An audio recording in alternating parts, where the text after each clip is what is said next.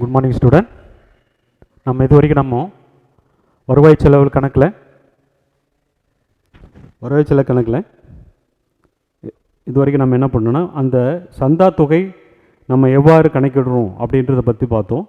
இதில் நீங்கள் கட்டாயமாக அந்த நடப்பாண்டு, முந்தைய ஆண்டு, அடுத்து ஒரு 2 ஆண்டு, அந்த ஆண்டுகளை நீங்கள் சரியாக கணக்கீடு செய்தால் மட்டும்தான், அது புரிஞ்சுக்கிட்டால் மட்டும்தான் நம்ம என்ன பண்ண முடியும், கணக்கிட முடியும். அப்போது ஒரு ஆண்டோடைய சந்தா நம்ம கணக்கிடும் அப்படின்னு வருமானத்தை கணக்கிடணும்னா அந்த ஆண்டோட சந்தா நம்ம எப்படி கணக்கிடுன்றது பார்த்திங்கன்னா, அந்த ஆண்டு பெற்ற சந்தா நம்ம எடுத்துக்கிறோம்.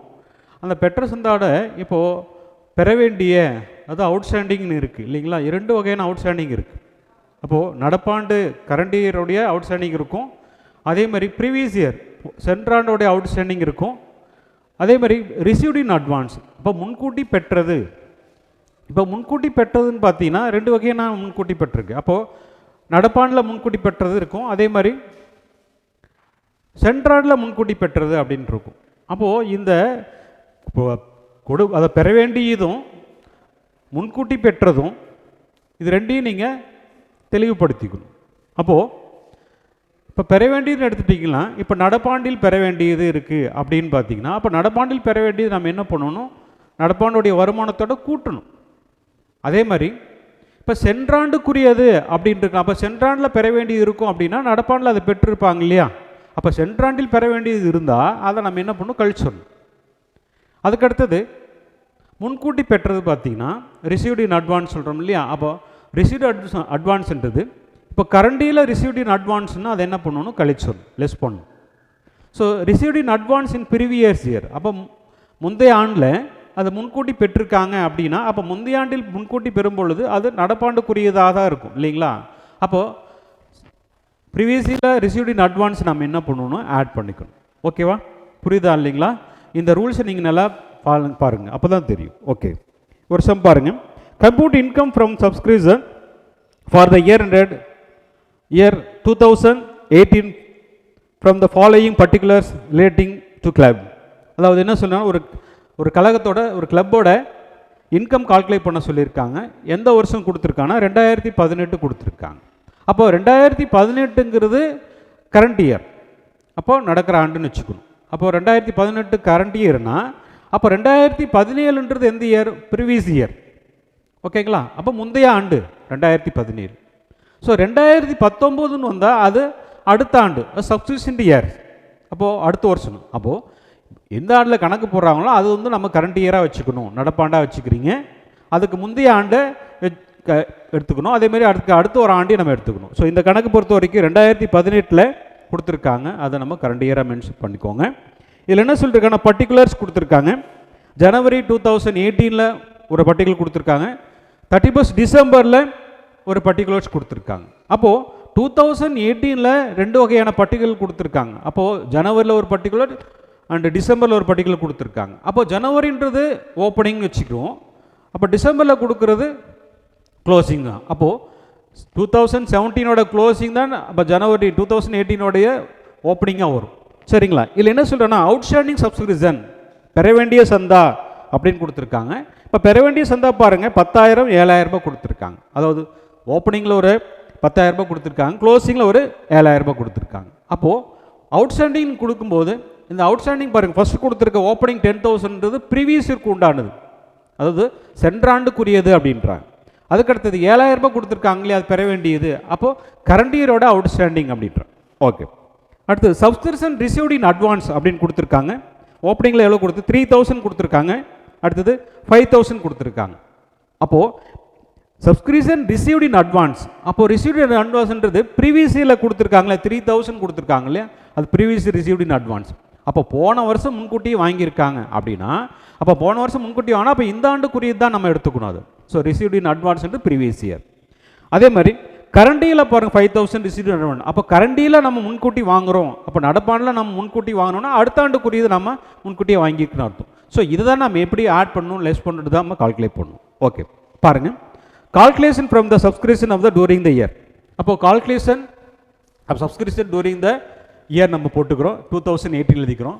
இல்லை subscription received during the year so 2018 அப்போ 1,50,000 எழுதிக்கிறீங்க.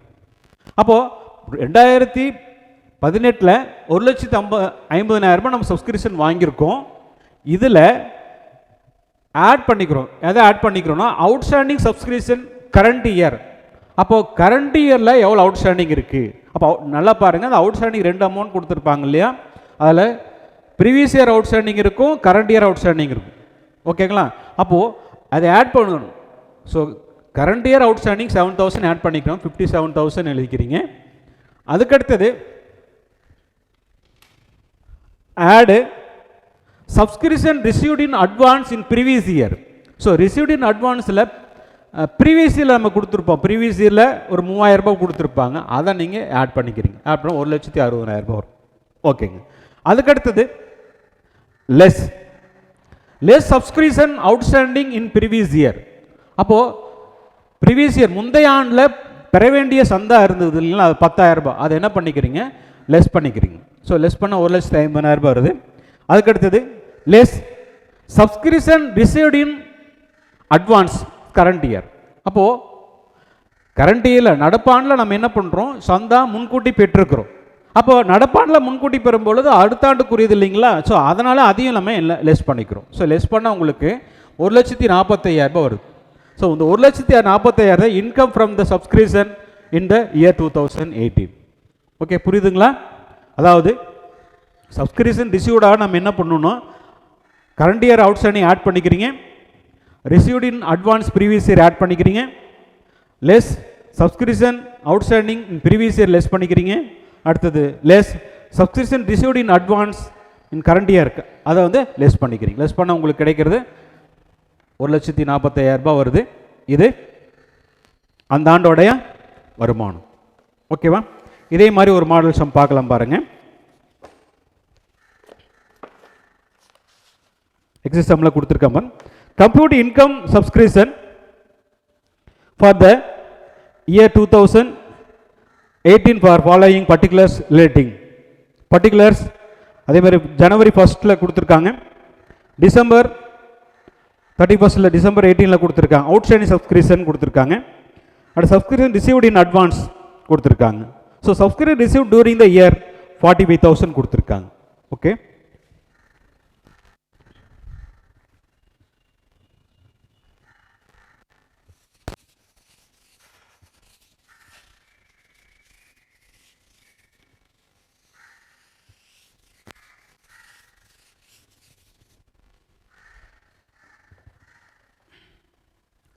ஓகே.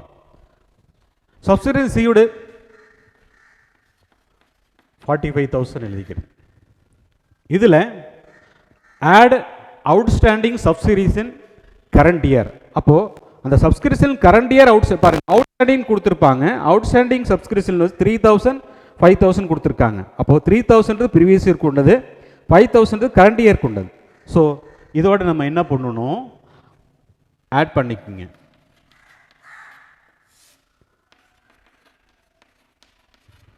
ஆட் பண்ணிட்டு அடுத்தது add subscription received in advance in previous year.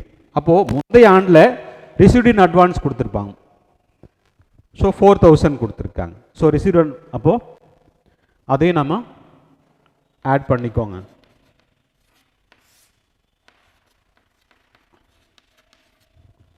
Okay, அடுத்தது less subscription outstanding in previous year. So previous இயரில் அவுட்ஸ்டாண்டிங் கொடுத்துருக்காங்க இல்லையா, அதை நம்ம லெஸ் பண்ணும். இப்போ ப்ரீவியஸ் இயர் அவுட்ஸ்டாண்டிங் 3,000 கொடுத்துருக்காங்க, அந்த 3,000 லெஸ் பண்ணிக்கோங்க.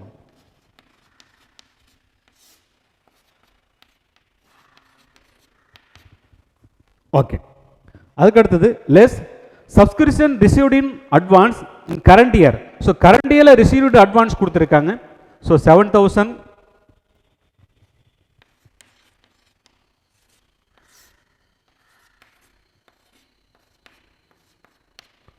ஸோ லெஸ் பண்ண உங்களுக்கு 44,000 வரும், இன்கம் ஃப்ரம் சப்ஸ்கிரிப்ஷன் இந்த year 2018.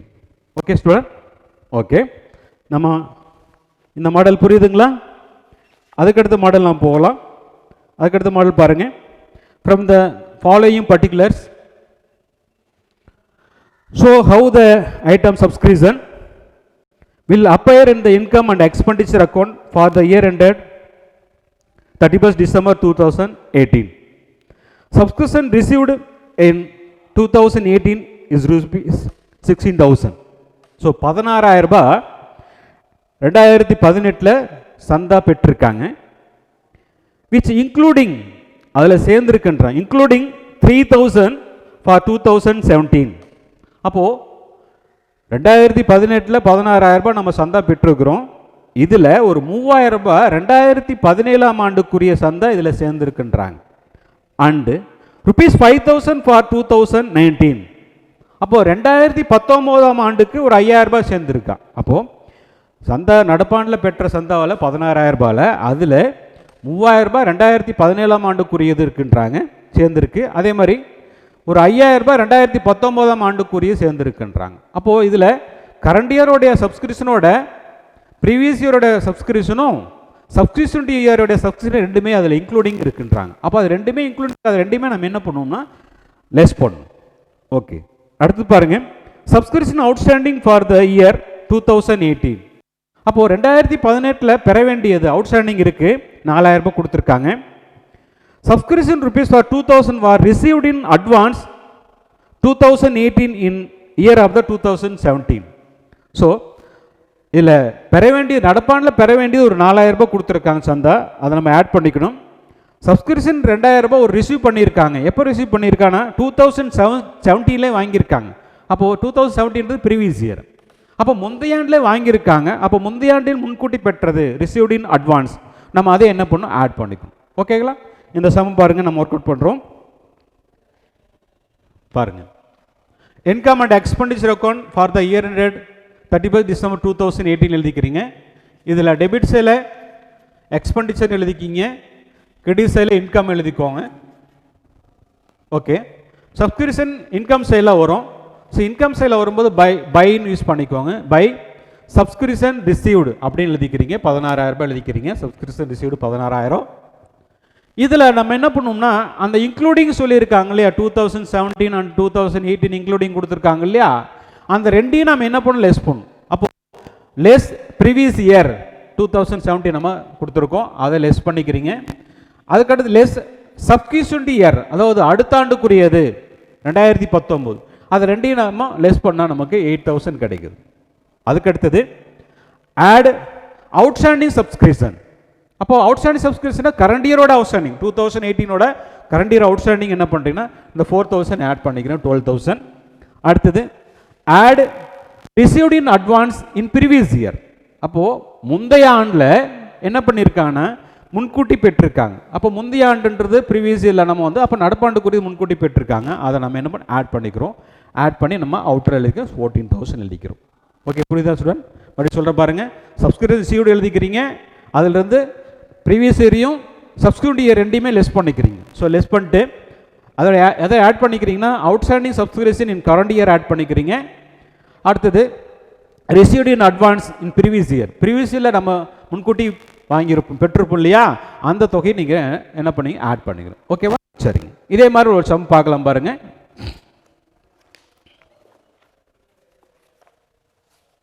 Okay, from the following particulars show how the item subscription will appear in the income and expenditure account for the year ended 31st December 2018. Subscription received 2018 is rupees 50,000. So 2018 50,000 ரூபாய் வாங்கியிருக்காங்க, which including rupees 5,000 for 2017.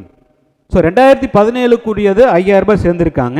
And rupees 7,000 for 2019, அது 2019 ஆண்டுக்கு 7,000 ரூபாய் சேர்ந்துருக்காங்க. அப்போ ரெண்டுமே, அப்போது 2017 5,000 ரூபாயும் 2019 7,000 சேர்ந்துருக்காங்க. அப்போ இந்த 50,000 இது ரெண்டுமே இன்க்ளூடிங். அப்போது ப்ரீவியஸ் இயரையும் சப்ஸ்கிரிப்ஷன் இயரும் ரெண்டுமே நம்ம என்ன பண்ணணும் லெஸ் பண்ணணும். ஓகேங்களா?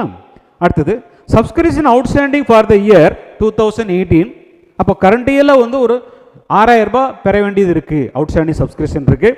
அடுத்தது subscription of rupees 4,000 was received in advance for 2018 இந்த இயர் 2017 அப்படின்னு கொடுத்துருக்கான். அப்போ 2017 முன்கூட்டி பெற்றிருக்காங்க ரிசீட். அப்போ 2017 எந்த ஆண்டு? Previous year. ஸோ முந்தைய ஆண்டு.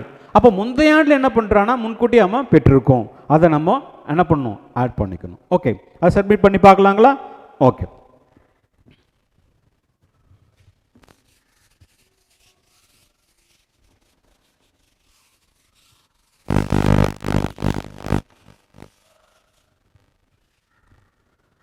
கரண்ட் இயரில் சப்ஸ்கிரிப்ஷன் ரிசீவ்டு பார்த்தீங்கன்னா சப்ஸ்கிரிப்ஷன் 50,000.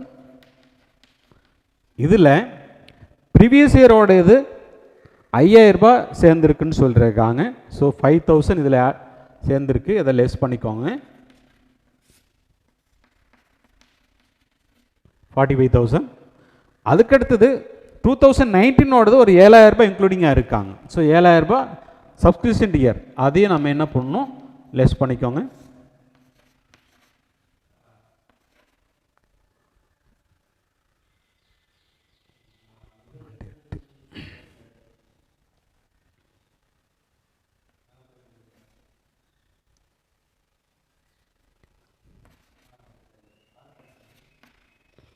ஓகே, அடுத்தது ஆட் அவுட்ஸ்டாண்டிங் சப்ஸ்கிரிப்ஷன். 2018 அவுட்ஸ்டாண்டிங் இருக்குது 6,000.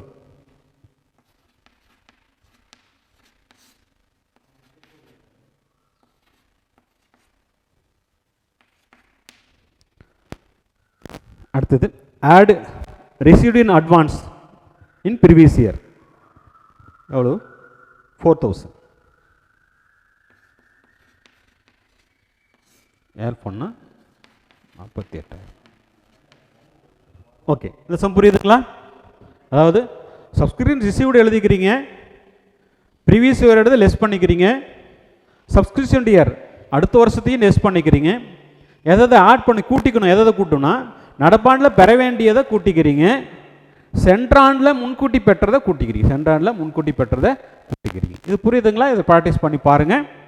ஓகே, புரியுதுங்களா? சரிங்க, நம்ம அடுத்த சம் போகலாம். அடுத்து பாருங்க, how to the treatment of the consumed by the items of sports material, stationery, etc. இதை பற்றி பார்க்கலாம். How the following items appear in the final accounts of the sports club. So sports clubல கொடுக்குற particulars கொடு. Stock of sport materials first April 2018 3,000. Sports material purchase during the current year 9,000. Sale of old sports material during the current year 500.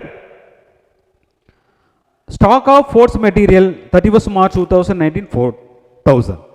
Okay, இதில் என்ன சொல்லியிருக்காங்கன்னா விளையாட்டு பொருட்கள் கொடுத்துருக்காங்க. விளையாட்டு பொருட்கள் என்ன சொல்கிறாங்கன்னா ஆரம்ப இருப்பு கொடுத்துருக்காங்க. விளையாட்டு பொருட்கள் ஆரம்ப இருப்பு 3,000 ரூபாய் கொடுத்துருக்காங்க. இதில் கொள்முதல் பண்ணியிருக்காங்க, பர்ச்சேஸ் வாங்கியிருக்காங்க. விளையாட்டு பொருட்கள் வாங்கியது 9,000 ரூபாய் கொடுத்துருக்காங்க. பழைய விளையாட்டு பொருட்கள் விற்றது ஒரு 500 ரூபாய் கொடுத்துருக்காங்க. விளையாட்டு பொருட்களுடைய இறுதி இருப்பு கொடுத்துருக்காங்க. அதாவது விளையாட்டு பொருட்கள்னால் பந்து, மட்டை, இந்த நெட், இல்லை வலையெல்லாம் இருக்கு இல்லைங்களா, இதுதான் விளையாட்டு பொருள் சொல்கிறாங்க. இந்த விளையாட்டு பொருள் வந்து அந்த லாப நோக்கற்ற அமைப்பு, ஸோ நான் ப்ராஃபிட் ஆர்கனைசேஷனுக்கு எந்த மாதிரி வரும்னா இது ஒரு எக்ஸ்பென்சஸாக நம்ம எடுத்துக்கிறோம். ஸோ எக்ஸ்பெண்டிச்சர் சைடில் எழுதுகிறோம். ஃபஸ்ட்டு என்ன பண்ணோம்னா அதோடைய ஓப்பனிங் ஸ்டாக்கை எடுத்துக்கணும்.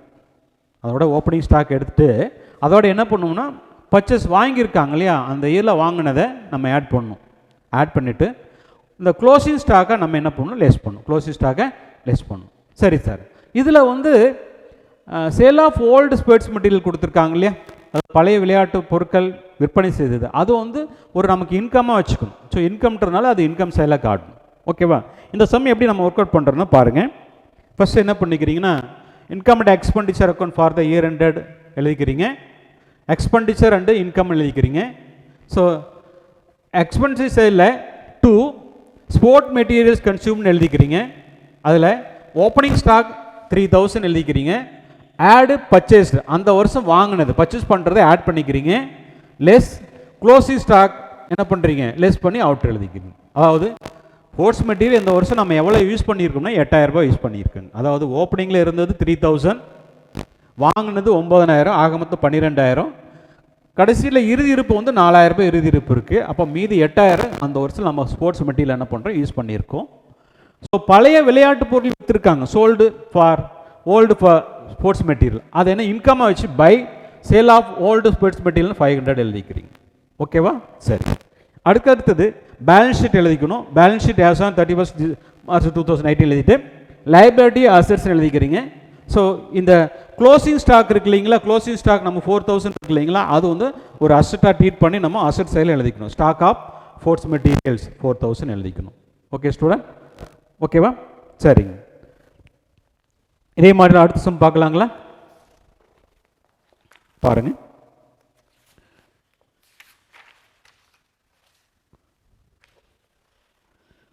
How the following appear in the final account? Sports materials on 1st April 2018 16,000 கொடுத்துருக்காங்க. Sport materials purchased during the year 84,000 கொடுத்துருக்காங்க. Stock of sports materials 31st March 2019 10,000 கொடுத்துருக்காங்க. ஓகே, இந்த சம்மில் என்ன பண்ணுறீங்கன்னா ஃபஸ்ட்டு என்ன பண்ணோம், ஓப்பனிங் ஸ்டாக் எடுத்துக்கிறோம்.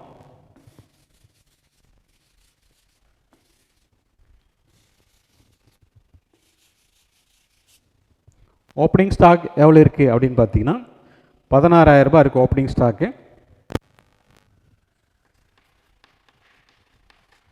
இதோட பர்ச்சேஸ் ஆட் பண்ணிக்கிறீங்க. பர்ச்சேஸ் 84,000.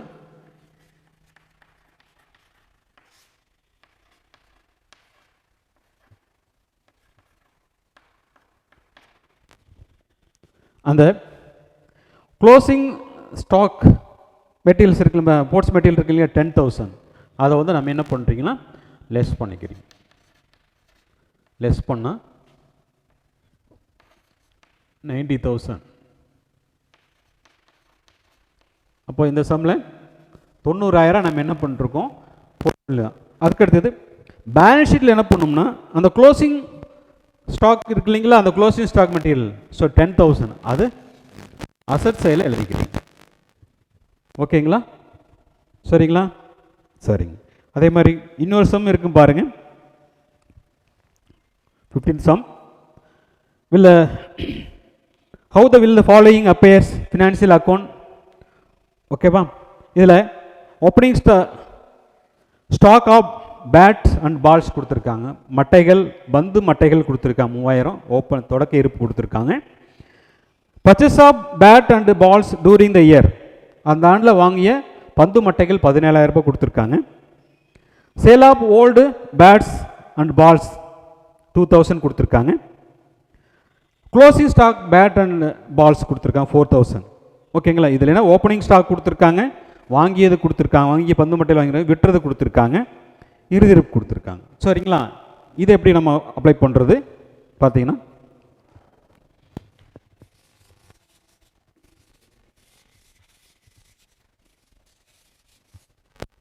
இதில் ஓப்பனிங் ஸ்டாக் எடுத்துக்கோங்க 3,000. இதோட பர்ச்சேஸ் எவ்வளோ, 17,000 பர்ச்சேஸ் பண்ணியிருக்காங்க. ரெண்டையும் ஆட் பண்ணிக்கோங்க. க்ளோசிங் ஸ்டாக் கொடுத்துருக்காங்க. க்ளோசிங் ஸ்டாக் எவ்வளோ 4,000 கொடுத்துருக்காங்க. இந்த 4,000 க்ளோசிங் ஸ்டாக்கை லெஸ் பண்ணி அவுட்டில் 16,000 எழுதிக்கிறீங்க. இதுதான் இந்த ஆண்டோடைய ஸ்போர்ட்ஸ் மெட்டீரியல் நம்ம எழுதிக்கிறோம். ஓகே, இதில் சேல் ஆஃப் ஓல்டு பேட்ஸ் பால் கொடுத்துருக்காங்க 2,000. அப்போது சேல் பண்ணுறதுனால இன்கம், ஸோ இந்த 2,000 இங்கே எழுதிக்கிறீங்க.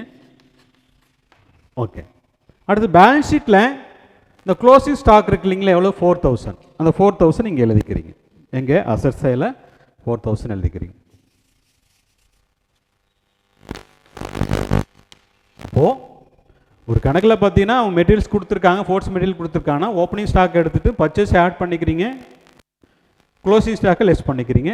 And sale of old sports material கொடுத்தனா அது இன்கம் சைடில் எழுதிக்கிறீங்க. ஓகேங்களா? அடுத்தது இந்த க்ளோசிங் ஸ்டாக் இருக்கு இல்லைங்களா, அது அசட் சைடில் பேலன்ஸ் ஷீட்டில் காமிச்சிருங்க. ஓகே, சரிங்களா? ஓகே, அதே மாதிரி தான் ஸ்டேஷ்னரி எழுது பொருட்கள் அப்படின்னு கொடுத்தாலும் எழுது பொருட்களுடைய ஆரம்ப எடுப்பு எடுத்துக்கிறீங்க, தொடக்க இருப்பு எடுத்துக்கிறீங்க, வாங்கி இதை வந்து கூட்டிக்கிறீங்க, இறுதி இருப்பை வச்சு கழிச்சிக்கிறீங்க. அதில் ஒரு சம் கொடுக்குறீங்க, அதை ஒர்க் அவுட் பண்ணி பாருங்கள். Stationery on 1st April 2018 2600. Purchase of stationery during the year 6500. Stock of stationery 31st March 2018 2200 கொடுத்துருக்காங்க. இது வந்து ஸ்டேஷனரின்னு எக்ஸ்பெண்டிச்சர் சைடில் எழுதிக்கிறீங்க. ஓப்பனிங் ஸ்டாக் 2600 எழுதிக்கோங்க. அதோட என்ன பண்ணுறீங்கன்னா பர்ச்சேஸ் பண்ணதை ஆட் பண்ணிக்கோங்க. க்ளோசிங் ஸ்டாக்கை லெஸ் பண்ணிக்கோங்க. லெஸ் பண்ணிட்டு அவுட்டர் எழுதிக்கோங்க. Okay student. So old sale பண்ணியிருந்தால் நீங்கள் இன்கம் சேல் எழுதணும். சரிங்களா? அதே மாதிரி க்ளோசிங் பேலன்ஸ் வரும்போது இந்த க்ளோசிங் ஸ்டாக்கை நம்ம அசெட் சேல் எழுதிக்கணும். Okay student. இன்றைக்கி நம்ம இதோட நம்ம கம்ப்ளீட் பண்ணிக்கலாம். இதை பாருங்கள், திரும்பி பாருங்கள், நல்லா ரிவைஸ் பண்ணி பாருங்கள். சந்தேகங்கள் இருந்தால் கால் பண்ணி கேளுங்க. Okay, thank you student. ஓகே.